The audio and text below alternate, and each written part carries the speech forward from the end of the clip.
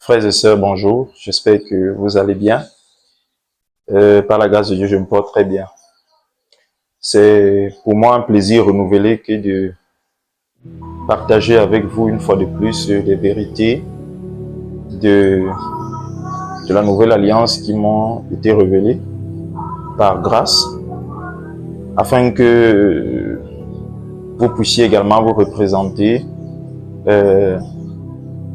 la révélation de l'œuvre achevée que Paul avait eue et qu'il partageait au peuple. Et quelles révélations l'ont conduit à sa mort. On peut dire qu'il a défendu la révélation qu'il avait eue, qu'il avait reçue, et qui, pour ma part, et qui en principe également pour nous tous, devrait correspondre au message qui devrait être donné au peuple dans la nouvelle alliance. C'est à Paul que notre Père a choisi de révéler les vérités tant cachées dans les générations passées, les vérités concernant la façon que lui, Dieu, il voulait communier avec les hommes, la façon dont lui, Dieu, il voulait être en relation avec les hommes. C'est pourquoi dans la précédente vidéo, je disais, si tu veux savoir, connaître le plan parfait de Dieu en matière de relation entre lui et les hommes, eh bien, il faut que tu étudies Paul. Parce que c'est à Paul que notre Père a révélé ça. Ça, c'est de 1 et de 2. Si tu veux connaître les vérités de la nouvelle alliance, c'est-à-dire les vérités de l'alliance sous laquelle nous sommes, comment se tenir dans l'alliance sous laquelle nous sommes, eh bien, il faut que tu étudies Paul. Certaines lettres de Paul, pour être plus précis, parce que dans certaines lettres, Paul a pris la peine, le soin de détailler, et lui-même le disait, afin que vous puissiez vous représenter la révélation, la connaissance que j'ai du mystère de Christ, autant pour moi. Donc voilà, il s'est toujours exprimé en termes de mystère de Christ. Mystère parce que c'est une vérité que Dieu avait cachée. Même au 12, notre Père n'a pas révélé ces vérités. Et c'est à Paul qu'il a choisi de partager ces vérités-là. Raison pour laquelle le Saint-Esprit a plus travaillé au travers de Paul. Et de manière générale, le Nouveau Testament a été plus écrit par l'apôtre Paul. Aujourd'hui, j'avais à cœur qu'on poursuive avec la précédente vidéo qui soutenait le fait que rien chez Dieu ne se mérite. Rien. Rien ne se mérite chez notre Père, rien. Et je voulais bien poursuivre avec cette vidéo, mais j'ai été interrompu, je peux le dire comme ça, là, pour partager autre chose. Et c'est une forme d'interpellation, en fait, que je viens faire. Et nous allons ensemble aller dans la parole, en fait. Nous allons parler de la conduite de l'esprit. Nous allons parler un peu de la conduite de l'esprit parce que c'est un problème aujourd'hui, un sérieux problème. Pendant des années, depuis que j'ai cru, ça fait des années aujourd'hui, j'ai toujours harcelé notre Père pour comprendre pourquoi les chrétiens de l'église primitive, pourquoi il y a une telle grande différence entre les chrétiens de l'église primitive et ceux d'aujourd'hui. Qu'est-ce qui fait cette différence? Pourquoi il y a ce grand fossé? Durant ma marche chrétienne, du moins jusqu'à aujourd'hui, du moins jusqu'il y a 2 ans, pour être plus explicite, j'ai harcelé notre Père avec ça. Je cherchais à comprendre. Parfois, je faisais des crises de sainte colère devant notre Père parce que je voulais comprendre qu'est-ce qui ne va pas. Pourquoi nous aujourd'hui nous sommes comme nous sommes? Pourquoi les chrétiens d'aujourd'hui sont comme ils sont? Pourquoi c'est l'église primitive était comme ils étaient? Certaines personnes diront que c'est parce qu'ils avaient marché avec Jésus, mais Paul n'a pas marché avec Jésus. Ce n'est pas ça la vraie raison en fait. La raison est tout autre. Et c'est justement ce que nous allons voir ensemble aujourd'hui. Et je vais profiter de ça en fait pour faire une interpellation. Parce qu'il y a de cela 2 ans aujourd'hui que notre Père m'a ouvert les yeux dessus. Et c'est vraiment grave en fait. C'est vraiment grave parce que j'ai peur que nous ne soyons en train de passer à côté de quelque chose de grand en fait. Nous soyons en train de passer à côté. J'ai vraiment peur. Alors pour ça nous allons lire 2 textes, 2 versets pour être plus clair, 2 versets. Nous allons d'abord lire Jean chapitre 16, le verset 13 qui dit « Quand le consolateur sera venu, l'esprit de vérité, il vous conduira dans toute la vérité. Car il ne parlera pas de lui-même, mais il dira tout ce qu'il aura entendu et il vous annoncera les choses à venir. Vous voyez? Dans ce verset, il y a un certain nombre d'expressions sur lesquelles je voudrais attirer l'attention. Il y a d'abord l'expression conduira. Il vous conduira. Il vous conduira. Il y a même beaucoup, vraiment, il y a beaucoup d'expressions, mais je vais m'attarder sur quelques. Parce qu'il y a dans toute la vérité également, mais on ne va pas mettre l'accent dessus. L'autre expression qui retient notre attention, c'est mais il dira, non, il ne parlera pas de lui-même, mais il dira tout ce qu'il aura entendu. Il dira tout ce qu'il aura entendu. Pas tout ce qu'il a entendu, mais tout ce qu'il aura entendu. Ça veut dire quoi? Tout ce qu'il aura entendu. Ça veut dire, le Saint-Esprit, d'après ces deux expressions, il vous conduira et il vous dira ce qu'il aura entendu. Nous n'avons pas reçu le frère, nous n'avons pas reçu le Saint-Esprit pour qu'il nous regarde vivre. Mais si tu veux savoir ce que notre Père m'a dit il y a 2 ans aujourd'hui, à mon épouse et à moi il y a 2 ans aujourd'hui, par rapport à cette interrogation, pourquoi c'est ce grand fossé entre les chrétiens de l'église primitive et ceux d'aujourd'hui? Eh bien la réponse est la suivante, c'est que les chrétiens d'aujourd'hui ont mis Dieu de côté. Et quand je dis Dieu, je dis, je ne sais pas que les chrétiens ne prient pas, c'est pas qu'ils ne jeûnent pas, c'est pas qu'ils ne vont pas à l'église. Ils font ces choses, beaucoup font ces choses, ils le font très bien. Mais sauf qu'ils ont remplacé ces choses par le Saint-Esprit. Les chrétiens d'aujourd'hui ont mis le Saint-Esprit de côté. Les frères de l'église primitive, frères, les frères de l'église primitive, ils n'avaient qu'une seule chose, le Saint-Esprit. Les gars dépendaient tellement de l'Esprit qu'ils ne faisaient presque plus rien d'eux-mêmes. Lorsqu'ils avaient reçu le Saint-Esprit, ils avaient voulu continuer à faire des choses d'eux-mêmes. Je prends un exemple. Ils se sont assis à Jérusalem, ils sont devenus des agents immobiliers. Et c'est Pierre qui recevait l'argent. Chacun part vendre son terrain, on faisait les à moi, à toi, à moi, à toi. Il part vendre son terrain, il vient, il partage, il vient, il donne. Tel autre part vendre son terrain, il vient, il donne. Tel autre part vendre son terrain, il vient, il donne. Et Jésus ne les avait pas appelés pour ça. Jésus ne les avait pas fait être possédés du Saint-Esprit pour ça. Pour devenir des agents immobiliers, pour passer le temps à être là en assemblée, comme on voit aujourd'hui. Non, Jésus était venu les posséder pour les conduire et pour les orienter. Mais malheureusement, c'est ce qu'on voit aujourd'hui. Malheureusement, c'est ce qu'on voit aujourd'hui. Les églises locales qui, en principe, sont censées amener les chrétiens à appréhender l'esprit, amener les chrétiens à aider les chrétiens à communier avec l'esprit, à marcher par l'esprit. Les églises aujourd'hui, finalement, ont remplacé le Saint-Esprit. La Bible elle-même qui était censée aider les chrétiens à appréhender l'esprit, aider les chrétiens à mieux connaître l'esprit pour communier avec lui. Parce qu'en fait, le Saint-Esprit, c'est lui qui conditionne le christianisme, parce que c'est lui qui vit le christianisme. C'est lui qui a établi la nouvelle alliance. C'est par lui que la nouvelle alliance a été, je peux le dire comme ça, qui a été introduite. Mais malheureusement, nous l'avons mis de côté en fait. Nous l'avons mis de côté et nous continuons à vivre. C'est pourquoi, si vous vous souvenez dans la précédente vidéo, si vous ne l'avez pas vue, je vais vraiment vous envoyer aller la voir. La précédente vidéo, je disais quoi? Le christianisme est une possession divine. C'est une possession divine, mon frère. Christ n'est pas venu nous posséder par le Saint-Esprit pour nous regarder vivre.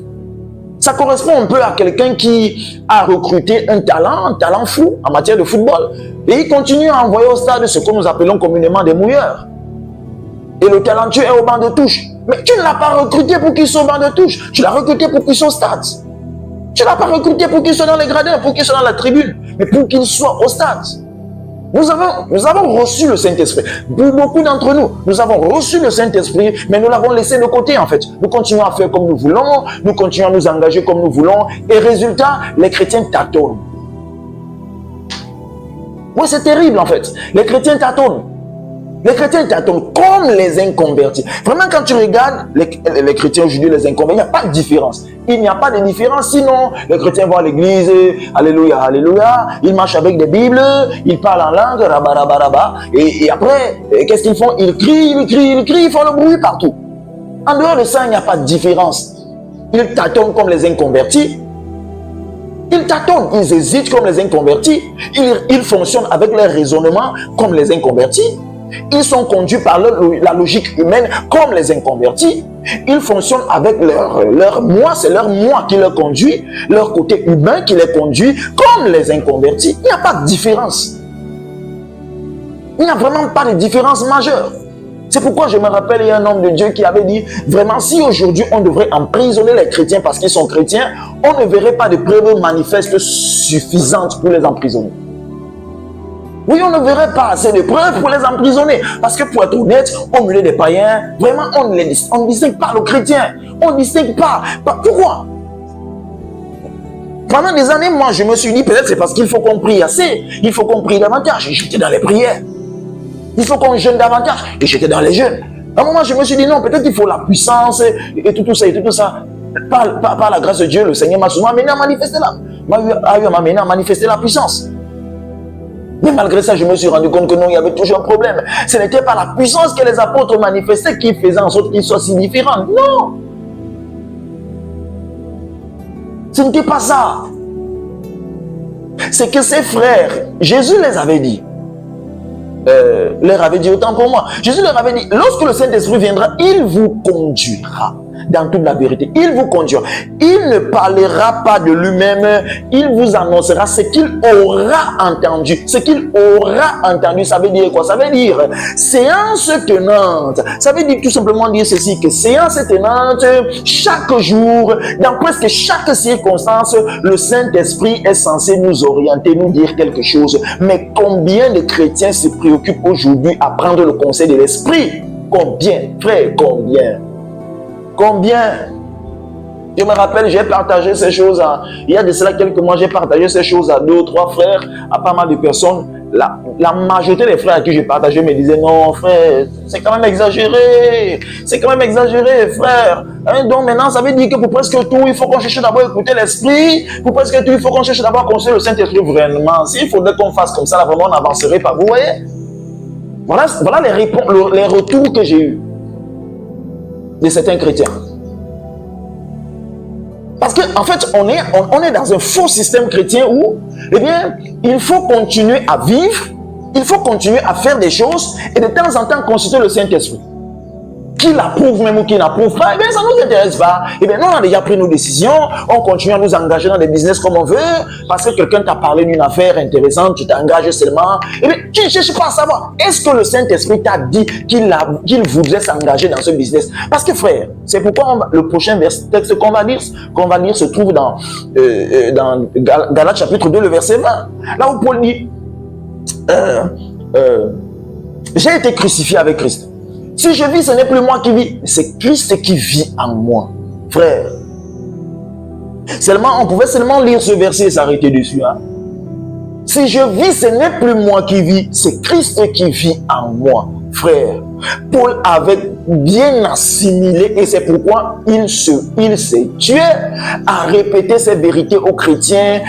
Quand tu étudies Romains, presque tout Romains, et à l'occurrence Romains chapitre 5, Romains chapitre 6, pour être plus précis, Romains 6, Paul s'est tué à répéter aux chrétiens combien ils sont morts, pour que les chrétiens intègrent la vérité selon laquelle ils sont morts. Frère, Jésus n'est pas venu nous aider. Le Saint-Esprit n'est pas venu aider les chrétiens. Le Saint-Esprit est venu tuer les chrétiens pour posséder son corps. Le Saint-Esprit n'est pas venu aider le chrétien. Il n'est pas venu améliorer la vie du chrétien.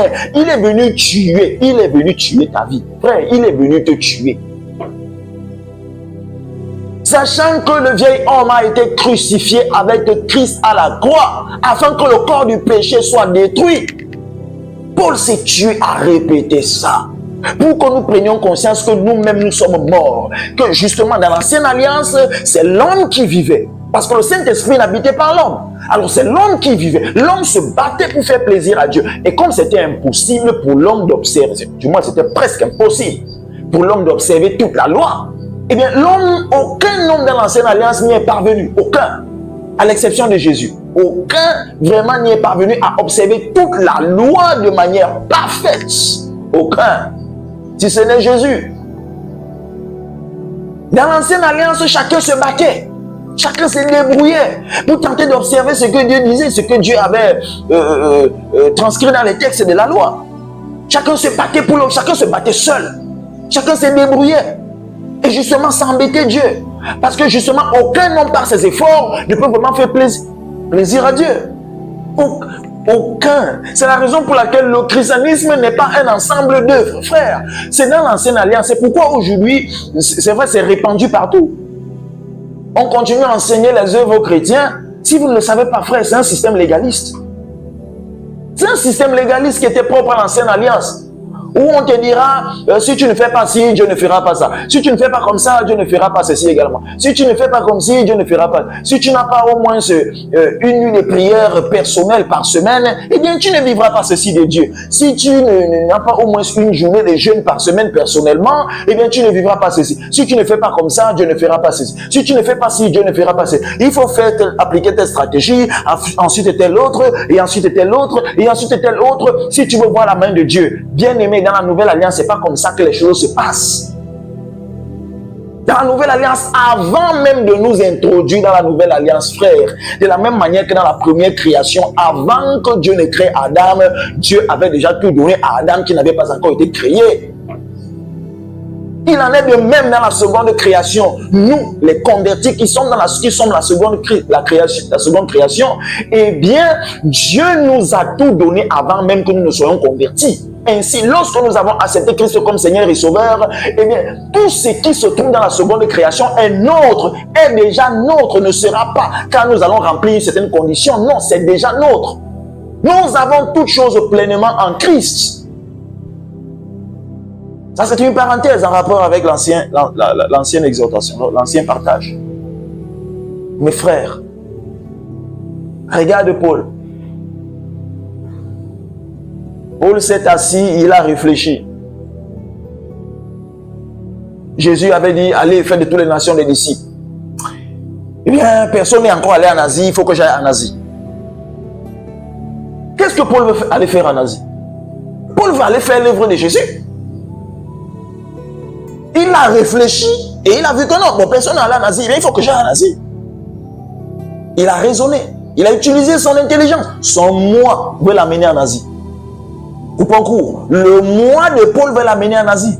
Et la preuve que c'est le moi de Paul qui voulait l'amener en Asie, c'est quoi? C'est que le Saint-Esprit va lui dire, non mais Paul, est-ce que moi je t'ai dit même, est-ce que moi je t'ai dit que j'aimerais que tu m'amènes en Asie? Frère, c'est parce que parfois nous ne sommes pas conscients que nous portons quelqu'un. Il est en nous, il est en nous. Frère, les différentes affaires dans lesquelles tu t'engages, est-ce que même le Saint-Esprit t'a dit qu'il a prévu s'engager dans ces affaires au travers de toi? Parce que frère, il faut qu'on nous le dise. Ce n'est plus à toi de t'engager parce que toi-même, en principe, tu es censé être mort. Et un cadavre ne décide pas. Et un cadavre ne s'engage pas. Et un cadavre ne fait pas. Un cadavre se laisse être engagé. Un cadavre se laisse être conduit. Il se laisse être conduit, frère. Si le Saint-Esprit est venu nous conduire, justement, il n'était pas possible qu'il y ait deux vies en un seul homme. Ta vie et celle du Saint-Esprit. Alors qu'est-ce que Dieu a fait? Dieu te tue et ensuite il vient habiter en toi. Il vient vivre au travers de toi. Mais non, nous n'avons pas compris ça.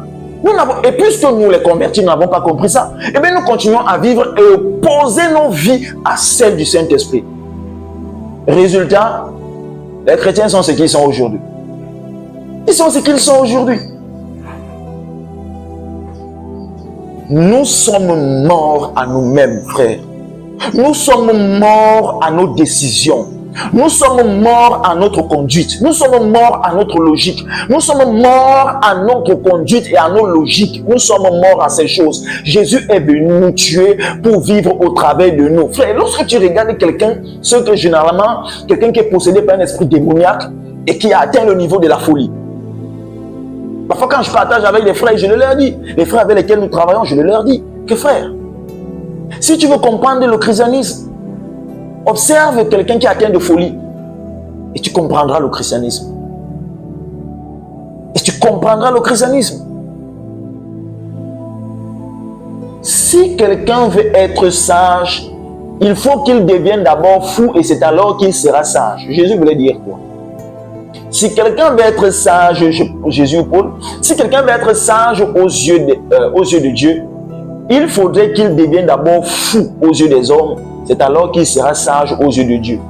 Et devenir fou aux yeux des hommes, selon la parole de Dieu, c'est tout simplement laisser le Saint-Esprit te conduire. Pourquoi? Parce que le Saint-Esprit ne te conduira jamais selon la logique humaine, mais toujours selon la logique divine. Et la logique divine est toujours contraire à la logique humaine, et alors les hommes ne te comprendront pas. Voilà la raison pour laquelle on ne comprenait pas les disciples, les frères de l'église primitive, parce que la logique dans laquelle ils étaient n'était pas une logique humaine. Et effectivement, ils ne pouvaient pas être dans une logique humaine, parce que celui qui les conduisait n'est pas un homme pour les conduire selon la logique humaine. Frère, apprends la conduite de l'esprit. S'il te plaît, frère, apprends la conduite de l'esprit. Pasteur, enseigne aux frères la marche par l'esprit. Jésus-Christ avait dit aux apôtres, lorsque les gars sont tristes que Jésus va monter au ciel, Jésus leur dit quoi? Il est avantageux pour vous que je m'en aille. Pourquoi? Parce que le reste de la vie chrétienne sera conditionné par celui qui est censé venir après mon départ, c'est-à-dire le Saint-Esprit. Si je ne m'en vais pas, il ne viendra pas, il ne vous possédera pas, et vous continuez à vivre par vous-même. Dieu nous a fait descendre le Saint-Esprit, nous a fait être possédés par le Saint-Esprit pour que le Saint-Esprit vive. Comme Paul l'a dit, ce n'est plus moi qui vis, c'est Christ qui vit en moi. Frère, ce n'est plus ta vie. Le christianisme n'est pas ta vie. Ce n'est pas ta vie. Ce n'est pas ta vie. Dans la précédente vidéo, je donne une définition du christianisme. Si on devrait définir le christianisme, frère, on dira le christianisme, c'est la vie terrestre du Saint-Esprit au travers d'un homme. Ça veut dire quoi? Quand le Saint-Esprit décidé de vivre sur terre au travers d'un homme, cette vie s'appelle christianisme. Le christianisme, ce n'est pas ta vie, c'est la vie du Saint-Esprit. Tu t'appelles chrétien, c'est vrai, mais ce christianisme n'est pas vécu par toi, mais par le Saint-Esprit, parce que d'ailleurs, le statut de chrétien dépend de la présence du Saint-Esprit dans un homme. C'est lui qui est censé nous conduire. Frère, arrêtons d'amener le Saint-Esprit dans les affaires dans lesquelles il n'a pas prévu s'engager. C'est à lui de faire le premier pas, à nous de faire le second. Il fait le premier, nous faisons le second. Il fait le premier, nous faisons le second. Il fait le troisième, nous faisons le quatrième. Parce que c'est lui qui nous engage dans des voies. Ce n'est pas nous qui nous engageons nous-mêmes dans des voies et nous l'appelons pour venir nous aider. Malheureusement, c'est ce qu'on vit aujourd'hui. C'est ce qui se passe aujourd'hui. Le chrétien s'engage dans une affaire et après, Saint-Esprit vient soutenir. Il vient soutenir quoi? Est-ce qu'il t'a dit qu'il a prévu s'engager dans ça au travers de toi? Qu'est-ce qu'il vient soutenir? Il vient soutenir quoi? Voilà pourquoi de manière générale, les chrétiens sont plus dans la volonté permissible de Dieu que dans la volonté parfaite. Parce que frère, aussi longtemps que tu n'es pas conduit par l'Esprit, tu seras plus dans la volonté permissible de Dieu. Et cette volonté permissible, comment est-ce qu'elle est perceptible? Par le tâtonnement. Les chrétiens tâtonnent. Ici, ça n'a pas donné. Bon, peut-être ça n'a pas donné parce qu'il faut que, bon, demain, je vais essayer plutôt telle autre voie. Peut-être l'autre voie, ça va donner. Et ainsi de suite. Bon, ceci, peut-être, ça ne donne pas bien parce que, bon, je pense que peut-être il faut que j'essaye ceci. Peut-être en faisant ceci, ça va donner. Bon, je vois, ça n'a pas donné comme j'attendais. Bon, il faut peut-être que j'essaye telle autre chose. Ça, c'est quelle vie, ça, frère? Ça, c'est quelle vie? C'est quel christianisme, ça? C'est quel christianisme ça? Non, telle sœur, vraiment, comme ce n'était pas bien avec elle, bon, peut-être il faut que bon, peut-être il faut que tâtonnement, comme des aveugles. Nous tâtonnons comme des aveugles, avec un grand Saint-Esprit en nous, qui est censé nous conduire. Mais on a dit que non, on ne veut pas que tu nous conduises. Non, on ne veut pas que tu nous conduises, Saint-Esprit. Beaucoup de personnes n'acceptent pas, la majorité des chrétiens n'acceptent pas la conduite de l'Esprit, la majorité. Et pour beaucoup, c'est parce que beaucoup savent que s'ils osent laisser l'Esprit de Dieu les conduire, eh bien, il y a beaucoup de choses auxquelles ils s'affectionnent charnellement, que l'Esprit viendra dire non, mais tu ne peux plus avec ceci, non, ça ne correspond pas à ma volonté pour toi. Ça ne correspond pas. Frère, regarde, par notre tâtonnement, par nous-mêmes, nous voulons chercher à vivre la volonté parfaite de Dieu. Et qu'est-ce que nous faisons pour ça? Nous tâtonnons, nous essayons ici, nous essayons là-bas, nous essayons aussi, espérant vivre la volonté, espérant tomber par hasard dans la volonté parfaite de Dieu, parce que c'est souvent ce qui arrive. Certains se retrouvent dans la volonté parfaite de Dieu pour eux, après avoir beaucoup tâtonné. Après combien d'années de tâtonnement? Combien? Et pourtant, le Saint-Esprit est là. Nous n'avons qu'à apprendre à l'écouter. Beaucoup ne savent même pas écouter le Saint-Esprit. Beaucoup ne savent pas écouter le Saint-Esprit. Beaucoup ne savent pas. Beaucoup ne savent pas écouter le Saint-Esprit. Nous passons le temps à tâtonner. Et après, on tombe comme ça par hasard dans le plan parfait de Dieu pour nous en ce qui concerne notre destinée maritale. Eh bien, on est tombé comme ça. On peut dire comme ça, on est tombé comme ça. La tombola, en fait. C'est comme la tombola. Nous faisons la tombola. Et pourtant, le Saint-Esprit est là, censé nous orienter, censé nous dire c'est ici, c'est là-bas, c'est ici, c'est là-bas que moi je t'attends, c'est ici que j'ai prévu que tu sois, c'est ici que j'ai prévu que tu sois. Regardez comment aujourd'hui, beaucoup, les pasteurs et tout, on enseigne aux chrétiens que, en ce qui concerne ta destinée spirituelle, là où Dieu t'attend, eh bien, il faut recevoir de Dieu le lieu, il faut qu'il te révèle le lieu, il faut qu'il te révèle le moment. Vous voyez ce qu'on enseigne? On le dit aux chrétiens qu'en ce qui concerne la destinée spirituelle, ce pourquoi Dieu leur a envoyé sur terre, eh bien, il faut qu'ils attendent de recevoir les directions de l'esprit. Frère. Donc, ce qui fait en sorte que pour la destinée maritale, on ne doit pas se préoccuper de recevoir la direction de l'esprit. Mais pour celle-là, la destinée spirituelle, on doit attendre qu'il nous parle. Pour la destinée financière, on ne doit pas se préoccuper de recevoir sa direction. Mais pour la destinée spirituelle, on doit recevoir sa direction. Pour tout, frère, pour tout, nous devons, parce que ce n'est plus nous qui vivons, c'est lui qui vit, c'est à lui de nous conduire. Pour tout, nous devons recevoir sa direction, pour tout. Depuis que mon épouse et à moi, notre Père nous a ouvert les yeux sur ces vérités, mon épouse et moi, nous avons pris une décision radicale. Nous avons décidé que nous ne prenons plus de décisions importantes si le Saint-Esprit ne dit rien. Plus de décisions. S'il ne dit rien, jusqu'à ce qu'il dise quelque chose. Jusqu'à ce qu'il nous dise quelque chose, on ne s'engage pas. Ça fait 2 ans aujourd'hui, nous avons décidé d'entrer dans cet exercice-là. Dans l'école du Saint-Esprit. Et depuis 2 ans aujourd'hui, frère, je peux un peu dire aujourd'hui que je suis conduit par l'Esprit. Après des années dans le Seigneur. Après des années dans le Seigneur. Oui, après des années dans le Seigneur. J'ai prié, j'ai chassé les démons, j'ai pensé que j'étais trouvé quelque chose. Mais après, je me suis rendu compte, il y avait toujours ce vide. Je me suis rendu compte que je n'étais pas conduit par l'Esprit. Je n'étais pas conduit. C'est-à-dire, les chrétiens, nous passons le temps à parler Saint-Esprit, juste de bouche. Juste de bouche. Nous parlons juste de bouche. Mais dans la pratique, de manière vraie, de manière exacte, les chrétiens là, ne sont pas conduits par l'Esprit. Ils ne sont pas conduits par l'Esprit. C'est pourquoi les chrétiens d'aujourd'hui sont différents des chrétiens de l'église primitive. Parce qu'ils ne sont pas conduits par l'Esprit.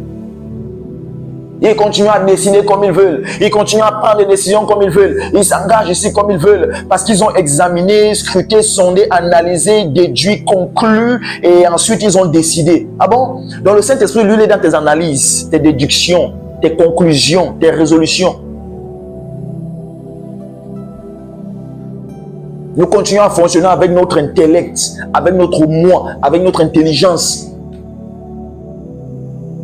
Pour espérer tomber dans la volonté parfaite de Dieu pour nous, pour espérer à tombola. Frère, apprends la marche par l'Esprit. Depuis 2 ans, mon épouse et moi, on vit quelque chose de tellement merveilleux. La conduite de l'Esprit. Ce n'est pas encore parfait. Mais tel le peu que je vis, frère, je me rends compte de combien j'étais à côté de quelque chose de très grand. Apprends la conduite de l'Esprit, frère. Apprends la conduite de l'Esprit, frère. Apprends la conduite de l'Esprit, frère. Apprends la conduite de l'Esprit. Ce n'est pas normal ce que nous voyons aujourd'hui. Il y a un système aujourd'hui qui empêche vraiment au Saint-Esprit de se mouvoir. Oui. le système des églises locales. Attention, je ne dis pas que l'église locale c'est une mauvaise chose, il faut pas aller à l'église, non, il faut aller. Il faut aller. Mais vous vous rendez compte d'une chose? Beaucoup de personnes qui enseignent l'œuvre achevée du Christ vont te dire que c'est le Saint-Esprit même qui est censé te conduire même dans la pratique de la parole. Et c'est vrai. Si tu n'es pas conduit par l'Esprit dans la parole, dans la parole écrite, la Bible, tu vas fonctionner avec la lettre. C'est ça la lettre. La lettre, c'est quoi? C'est la Bible sans l'orientation de l'Esprit. Fonctionner avec la Bible sans l'orientation de l'Esprit, c'est ça la lettre. Et Paul a dit que ça tue. On savait dire, même la Bible, là, c'est l'Esprit qui doit t'orienter dedans. Frère, le christianisme n'est pas conditionné par la Bible, ni par une église locale. Le christianisme est conditionné par le Saint-Esprit. Parce que c'est le christianisme, c'est sa vie à lui. C'est sa vie à lui. Donc, beaucoup enseignent donc ça, que c'est le Saint-Esprit qui est censé orienter dans la parole. C'est lui qui est censé nous orienter dans la parole. Et c'est vrai. Je viens de le dire. Et c'est vrai. Mais pour ce qui concerne l'église, aller à l'église, non, c'est devenu des devoirs religieux. Frère, je dis bien tout dans le christianisme. Tout doit dépendre de l'orientation que l'Esprit te donne. Je vais reprendre. Tout doit dépendre de l'orientation que l'Esprit te donne. Mais non, aujourd'hui, nous faisons les choses par accoutumance, par habitude. Vous vous souvenez un jour, le jour du sabbat. Par habitude, c'est le jour où on va à l'église. Mais Jésus lui choisit le jour-là d'aller dans le champ de blé et de nourrir ses disciples. Et après, les pharisiens, les religieux, comme aujourd'hui, vont te dire non, mais c'est le jour de l'église et toi tu as choisi de. Et toi tu as. Mais Jésus regarde, Jésus dit oh vraiment. Vous ne comprenez pas, le Fils de l'homme est au-dessus du sabbat. Jésus leur a donné une leçon, mais ils n'avaient pas compris. Jésus leur a fait comprendre ceci. Je suis venu avec un système. Je suis venu annoncer un système dans lequel tout dépend de la conduite que l'Esprit te donne. Tout dépend de la conduite de l'Esprit. Tout doit dépendre de la conduite de l'Esprit. Tout doit dépendre de la conduite de l'Esprit. Je dis bien tout. Ainsi, un jour même de culte, je dis bien expressément, un jour même de culte, le Saint-Esprit peut te dire aujourd'hui, Georges, je ne t'attends pas à l'église. Je ne t'attends pas à l'église locale. Aujourd'hui, j'aimerais que tu sois à tel endroit. J'ai besoin de toi à tel endroit. Aujourd'hui, je ne veux pas que tu sois à votre étude biblique. J'ai besoin que tu sois à tel endroit. Mais aujourd'hui, si un frère n'a pas assisté à un culte déloyal, rebelle, donc le frère ne veut surtout pas qu'on prononce ce genre de mots sur lui, alors de manière religieuse, et il a tout le temps. D'ailleurs, on lui a dit que c'est comme ça qu'il va recevoir l'onction de sa destinée. Donc, il est là tout le temps, tout le temps. Ce que l'Esprit dit, on s'en fout. Ça ne veut pas dire que si l'Esprit te dit une chose, tu es dans une assemblée, il faut dire à ton pasteur, bon, pasteur, si aujourd'hui je n'ai pas été là, si hier je n'ai pas été là, si aujourd'hui je ne peux pas être là, c'est parce que j'ai reçu la conviction de l'Esprit d'aller à tel endroit et de faire ceci, parce que l'Esprit a voulu que j'aille. Mais aujourd'hui, tu fais ça, c'est le pasteur lui-même qui va te dire que tu devais attendre son autorisation.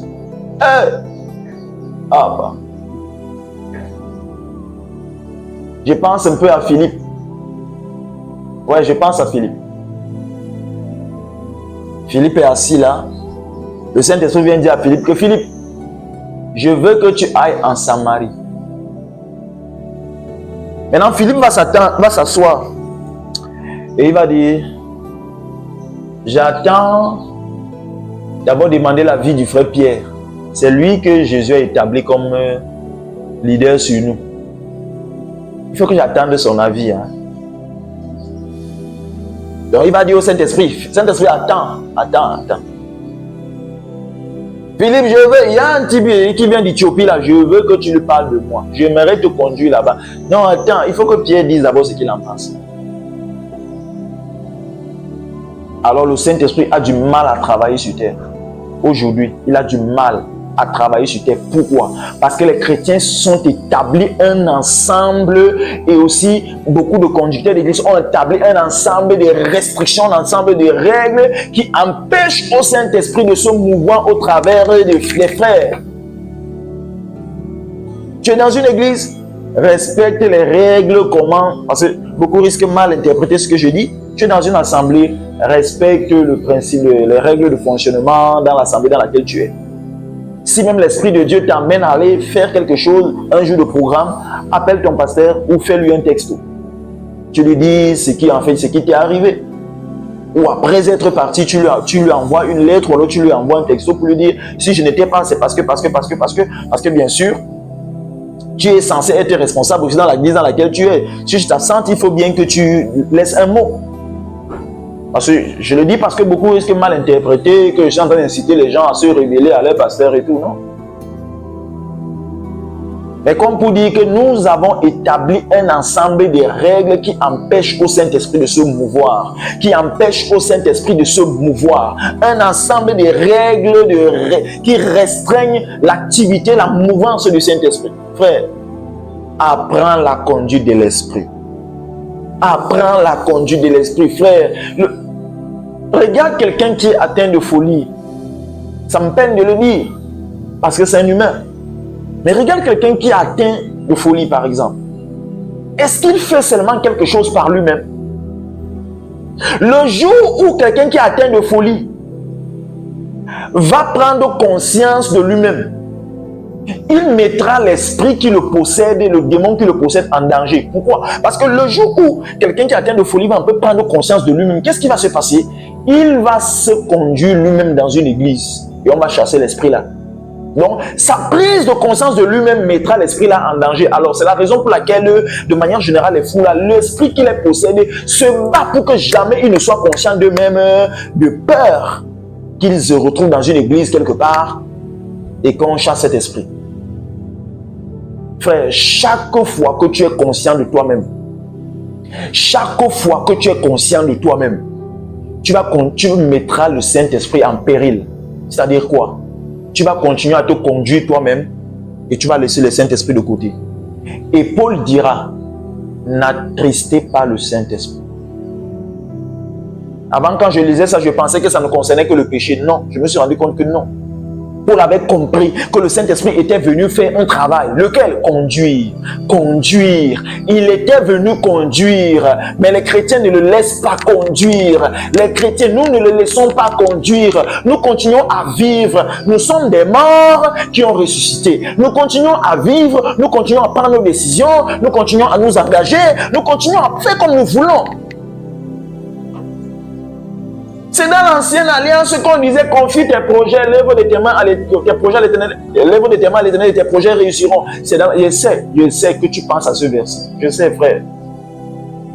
Mais c'est dans l'ancienne alliance. Parce que dans l'ancienne alliance, c'était au peuple de se battre. C'était au peuple. Dans l'ancienne alliance, on a des hommes qui sont vivants. Alors, ils doivent vivre. Ils doivent s'engager, ils doivent faire ces choses et en consultant Dieu. Mais dans la nouvelle alliance, on a des cadavres, on a des morts. Ce sont des morts. Les chrétiens de la nouvelle, les chrétiens sont des morts qui sont possédés et conduits par l'Esprit. Les chrétiens sont des morts qui ont donné leur corps au Saint-Esprit. Les chrétiens sont des morts. Souvenez-vous, Paul le répétait tout le temps, que votre corps est le temple du Saint-Esprit. Il n'est pas venu s'asseoir et vous regarder vivre et de temps en temps corriger vos vies et de temps en temps améliorer nos vies. De temps en temps faire des remarques sur nos vies. Non, il est venu nous tuer pour ne pas avoir les maux de tête de chercher à arranger et corriger nos vies. Il est venu nous tuer pour vivre au travers de nous. Frère, aussi longtemps que nous n'intégrons pas ça, nous allons continuer à vivre ce faux christianisme. Où tout ce qui intéresse les chrétiens, le pasteur n'a qu'à se débrouiller à fonctionner avec le Saint-Esprit. Oui, c'est ça hein, pour beaucoup. Le pasteur n'a qu'à se battre, il n'a qu'à se débrouiller pour chercher à fonctionner avec l'Esprit. Nous autres, nous continuons à vivre nos vies, comme on vivait avant. La seule différence, c'est qu'on a reçu Jésus et on va à l'église maintenant et on parle un peu en langue. Mais sinon, on continue à conduire nos vies nous-mêmes comme on faisait avant d'être convertis. Le pasteur n'a qu'à se battre pour recevoir de Dieu. Nous, on attend le dimanche recevoir du pasteur, ou le mercredi soir, ou le vendredi soir. Nous, on attend le mercredi soir, le vendredi soir recevoir du pasteur. Lui, le pasteur, il n'a qu'à se battre pour recevoir de Dieu. Quand je vois ce système, tout ce que je vois, c'est l'ancienne alliance. Moïse, pardon, bats-toi pour recevoir de Dieu. Nous, on attend gérer avec toi. Moïse, préoccupe-toi d'être conduit par Dieu. Nous, on sera conduit par toi. Et pourtant, justement, Dieu est venu avec un système différent où il conduit chacun d'entre nous directement, frère. Le pasteur n'est pas un intermédiaire de conduite entre Dieu et le chrétien. Non, le pasteur est un enseignant de la parole. Il est là pour t'amener, pour t'apprendre à la conduite de l'esprit, pour t'apprendre à dépendre de l'esprit. Il n'est pas censé, si oui, dans les débuts de ta foi, il n'est pas censé être un intermédiaire entre Dieu et nous, un intermédiaire de conduite, non. Dieu est venu avec un système dans lequel il ne voulait plus que le peuple ait un intermédiaire humain là qui va recevoir de Dieu. C'est lui toujours qui va recevoir de Dieu et il vient de le peuple. Non, Dieu a voulu fonctionner directement avec chaque croyant, directement avec chaque converti. C'est pourquoi il n'a pas donné le Saint-Esprit qu'aux pasteurs, aux prophètes et aux apôtres. Il a donné le Saint-Esprit à tout converti. Afin que chacun de nous apprenne à dépendre de ce Saint-Esprit, apprenne à fonctionner avec ce Saint-Esprit. Mais non, nous avons dit non, Saint-Esprit, on ne veut pas. Vraiment, que le pasteur se batte pour fonctionner avec lui, nous on va fonctionner avec le pasteur.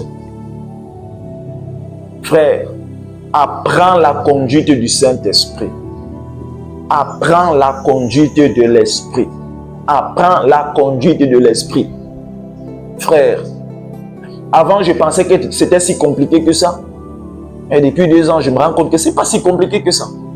Et petit à petit, nous partageons ces vérités avec les frères avec lesquels nous travaillons. Et ça leur fait du bien. Ça fait du bien à pas mal. Frère, apprends la conduite de l'esprit. Apprends la conduite de l'esprit. Peut-être tu n'as pas marre. Peut-être tu n'es pas fatigué de ce système chrétien-là. Peut-être tu n'es pas fatigué de ça. Si ce n'est pas encore ton cas, le jour où tu seras fatigué de ça, reviens sur cette vidéo. Et je pense que ça attirera ton attention. Mais si toi-même, tu remarquais déjà qu'il y avait un problème entre les chrétiens d'aujourd'hui, il y avait un problème dans le christianisme d'aujourd'hui, alors prends le temps avec cette vidéo, prends le temps avec cette interpellation. Prends le temps d'écouter cette interpellation. Vraiment, prends le temps. Et tourne ton regard vers le Saint-Esprit. Apprends à fonctionner avec lui. Apprends à fonctionner avec lui.